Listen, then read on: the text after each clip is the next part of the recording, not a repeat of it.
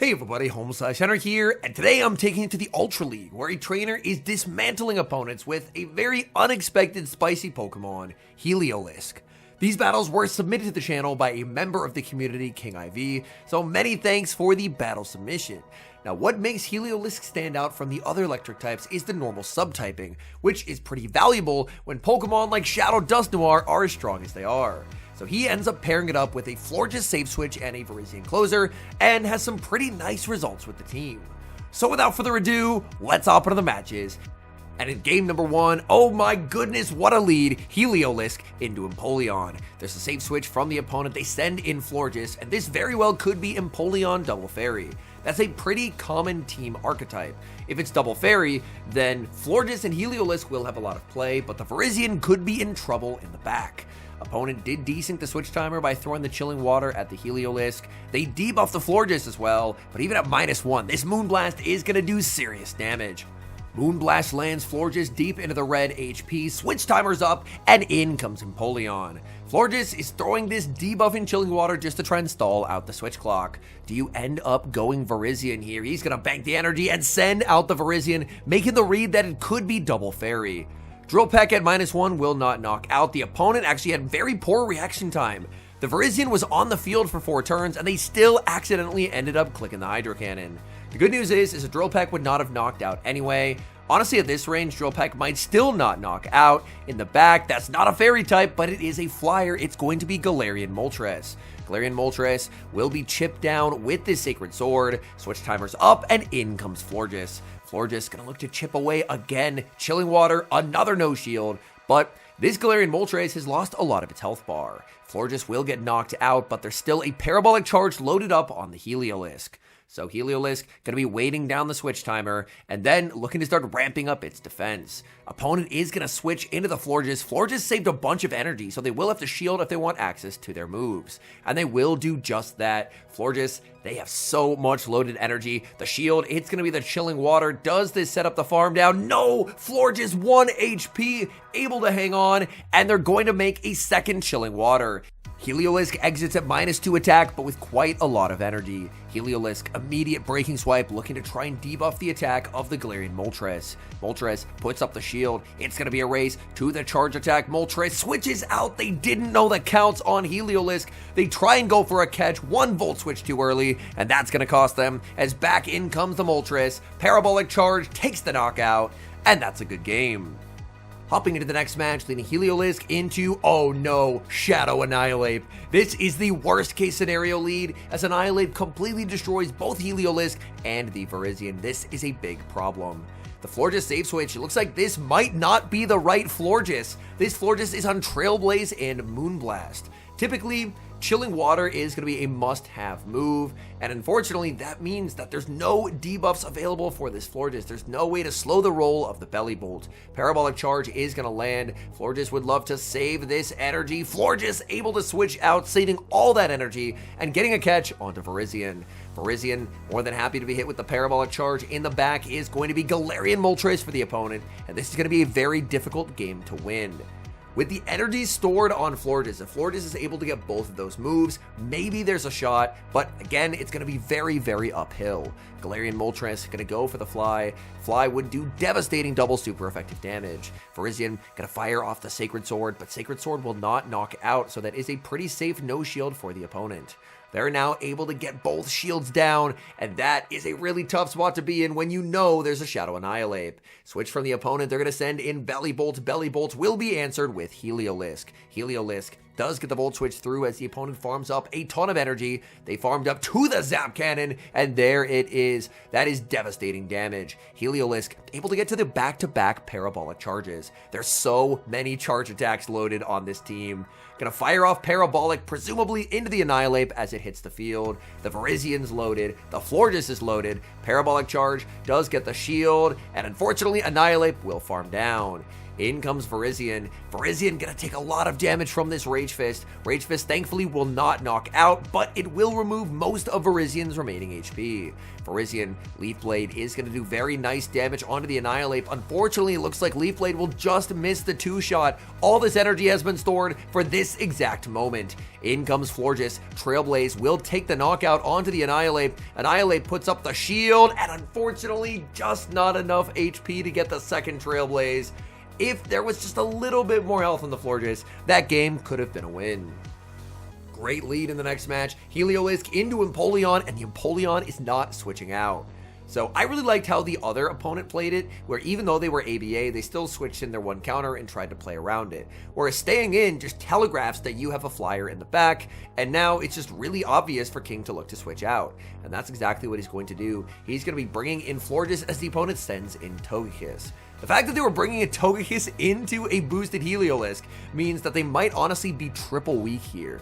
I'm not quite sure what they could have in the back. This is actually an Ancient Power Togekiss, and I really don't think Ancient Power is the play. I've seen some people run it to try and get one-shots on Pokemon like Charizard and Talonflame, but overall, I think the consistency is a lot better to run Aurisphere Psyshock or Aurisphere Dazzling Gleam. In comes Shadow Charizard, and now we know why they had to bring in a Togekiss, because they're just triple weak to Electric. Chilling Water will hit for super effective damage, and back in comes the Heliolisk. These Embers are not going to do a lot of damage. They do have incredible energy generation though. Parabolic does get shielded. The Charizard can just go straight for the Air Cutters, but they have nothing on their team that wants to see an Electric type. So they're going to be in a lot of trouble. In comes the Togekiss. The shield comes up as the Togekiss will go for the Aurisphere. Togekiss will get fully farmed down. Heliolisk exits with a Parabolic Charge, and this was an absolute slaughter. Oh my goodness, Heliolisk, absolute domination. And that's a good game.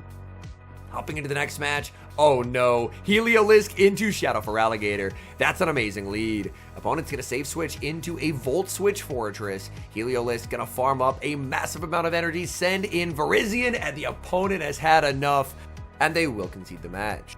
Picking up a very tricky lead in the next match, Heliolisk into Turtonator. Turtonator beats Helio, and it beats the Virizion as well, so this is a big problem. Parabolic Charges banked, in comes Florges just to get smacked by an Overheat, and out comes Shadow Dusknoir. A bad situation getting even worse, as the Dusknoir is more than happy to no-shield this Moonblast and get a full farm down. Even if the Dusknoir gets neutralized, how do you get rid of this Turtonator? This is going to be a very uphill battle. Parabolic Charge takes the knockout, opponent willing to concede 50 energy that they had loaded. In comes Turtonator. Turtonator will take super effective damage from Breaking Swipe, but Breaking Swipe does not hit very hard. So now, the defense is boosted for Heliolisk, the attack is lowered for the Turtonator, but an Overheat would still threaten. So the shield does come up. Heliolisk now going to go for a Parabolic Charge. This is going to boost up its defense to +2. The Parabolic Charge does get shielded. Turtonator is very low. There's the switch into Virizion, trying to catch the Dragon Claw. Dragon Claw, not going to do much. What do they have in the back? It's going to be Galarian Moltres, and that does make sense because they needed a slap resistance on their team. Sacred Sword, we know it will do a little bit of chip damage, but the tricky thing is the Galarian Moltres can survive 2 Sacred Swords. There is a little bit of energy on this Heliolisk, but not a whole lot. Virizion's gonna need to do its best to stall out this switch timer. Virizion, Sacred Sword is gonna land. Virizion able to get the outpace, and that is very, very helpful, as this will be able to burn the shield from the opponent. And now there's the switch into Heliolisk, answered with the Turtonator, but Turtonator gets Volt Switched down. That game felt so doomed so many times, but Heliolisk finds a way, takes the knockout, and gets the win. We move to the next match, Heliolisk finding a much easier lead this time as it leads once again into Impoleon. Opponent save switches into Togekiss, and this opponent is in absolute shambles. Impoleon plus Togekiss is a pretty strong core. They do a pretty nice job of covering each other's weaknesses. However, that's if you ignore that they're both weak to Electric. Heliolisk not really taking any fast move damage here either, gets to ramp up its defense, and Heliolisk, it's going to have to go down both shields, but it's going to exit incredibly healthy, boosted on defense, and absolutely loaded with charge attacks. So this is a pretty big problem for the opponent. They can't afford to bring back in the Impoleon. They're going to have to bring in the third. The third is revealed to be Florges, so it is an Impoleon double fairy team. Florges not going to like the Parabolic Charge. That does quite a bit of damage, immediately followed by another Parabolic. This Heliolisk just keeps boosting and boosting and boosting. I believe it's now at +3 defense. Let's see this damage. Chilling Water does absolutely nothing. In comes Impoleon. Impoleon gonna have to shield up the Parabolic, as this would do quite a lot of damage. The Parabolic does get shielded, and out comes Virizion. Virizion knows that it can survive a Drill Peck from full HP, so this is a pretty safe switch in, and the Sacred Sword landing should spell doom for the opponent. They realize it, and they will concede the match. Hopping into the next match, Heliolisk meets a negative lead in Guzzlord. Two better responses in the back, so the safe switch Florges is going to bait out a Shadow Typhlosion. Considering there's a Virizion in the back, it's incredibly nice to bait this out, but the worry anytime you see Dragon plus Fire is what if it's double Incinerate? If that's the case, then Virizion is cooked. This Virizion we've seen is on Leaf Blade and Sacred Sword. It is not running Stone Edge, which means flipping switch advantage will be a must if it's double fire. The opponent is now at least -2 attack, but Blast Burn would still do quite a bit, so the shield comes up from Florges. Florges really emphasizing trying to remove Typhlosion from the field, trying to make a play for switch advantage. Chilling Water takes the knockout, and it is double Incinerate. Out comes Talonflame, and things could get a little bit scary.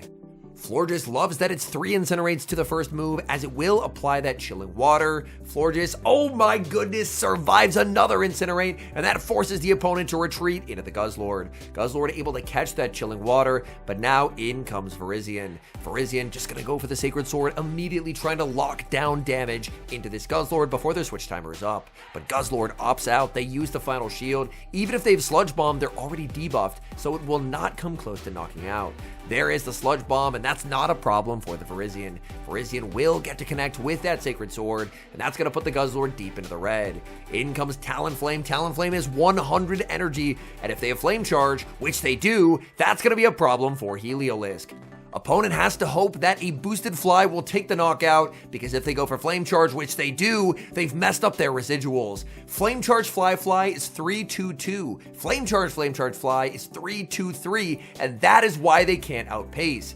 In comes the Guzzlord. Guzzlord, I believe, only has a Brutal Swing. Will a Brutal Swing take the knockout? The answer is no. Virizion hangs on, and Guzzlord will resign the match. Picking up a neutral lead in the next match, Heliolisk into Florges. Now this is the battle of the attack debuffer versus Heliolisk, which is able to ramp up its defense with Parabolic. Heliolisk will get outpaced in this matchup, as Florges will apply an early debuff, and King's playing aggressive. He's going to be switching into the mirror. Opponent just going to look for a Chilling Water and a switch out, but that does mean that they've desynced the switch timers. They're going to send in Typhlosion, and it's actually an Ember Typhlosion. That is a massive surprise. I do not think Ember is the way to go on Typhlosion, as Ember does have really nice energy generation, but man, Typhlosion absolutely loves the fact that it can do real fast move damage with Incinerate. The Blast Burn does get shielded. Now they're going to be at -2 courtesy of that Chilling Water. In comes Heliolisk. Heliolisk gonna farm up a massive amount of energy and take the knockout with Parabolic. Parabolic does get shielded. Opponent gonna save energy and bring back in the Florges. So the thing to keep in mind is that Typhlosion is loaded. It's very, very low. Parabolic is going to get this Florges deep into the red, and Florges is going to lose charge attack priority. Oh my goodness, they tested it, but Heliolisk is going to be winning that one. They are at basically 1 HP, so they took 1 HP of damage through the shield. They barely held on, and now in comes Virizion. It's bad news for Virizion, as the final Pokemon is revealed to be Charizard, and there is just no way to win this game. Back-to-back double fire, able to make magic happen and win one of those games, but unfortunately in the second one, not so lucky this time, as Sacred Sword is just not going to do nearly enough damage to the Charizard. I'm pretty sure the Typhlosion has a Blast Burn loaded as well, so Virizion is just going to no shield, no point in wasting anyone's time, and the opponent will take the win with Charizard. Hopping into the final match, leading Heliolisk into Florges one final time. After last game where there was double fire in the back, hopefully this game will be an opportunity for redemption. So far, playing out the exact same way. The opponent getting an early debuff with the Chilling Water and an immediate safe switch into the mirror. Opponent is going to be sending out Typhlosion. How many double fire teams are we going to see? Typhlosion down on energy, going to take big damage from the Chilling Water. This Typhlosion is running the more conventional moveset, which is Incinerate. By throwing 2 in the move, they do give an entire free fast move to the Florges. Florges very close to the back-to-back Chilling Waters. If the opponent doesn't undertap, then Florges will be able to force the second shield. So they could potentially be incentivized to undertap. They do not, and that's going to cost them shield advantage. They they do have a ton of energy on the Typhlosion, and they lose it all as they get sniped by the Heliolisk. What a play. Typhlosion gets KO'd, opponent sees the writing on the wall, and concedes the match. All in all, these were some very fun games, so many thanks to King for sending them in. I almost got cooked the other day in the Ultra League by a Heliolisk. I was running a Dusknoir, and I can't remember what else I had, but I was very, very weak to Heliolisk, and I had to basically fight for my life to try and escape this Heliolisk because it was kind of the worst case scenario. So it's very cool to see someone be able to use Heliolisk and have success. As I mentioned at the start, Heliolisk, it's definitely more of an anti-meta / spicier pick. The extra damage on Volt Switch is a definite plus for it, and the fact that it is Parabolic Charge to help try and fix its big issues with bulk is really, really nice. I do think that the electric normal typing is a really interesting typing, especially in a meta where teams are a lot more reliant on Pokemon like Shadow Dusknoir. Shadow Dusknoir, I've used it on quite a few of my recent Ultra League teams, and that's for good reason. Astonish is just largely unresisted across the meta, and it just offers incredible pacing and damage, so having a Pokemon that can resist Ghost can put you at a pretty nice advantage as long as shields are in play, so you can protect yourself from Dynamic Punch. But having a Pokemon like Heliolisk, I feel like it's going to end up being a little bit of feast or famine.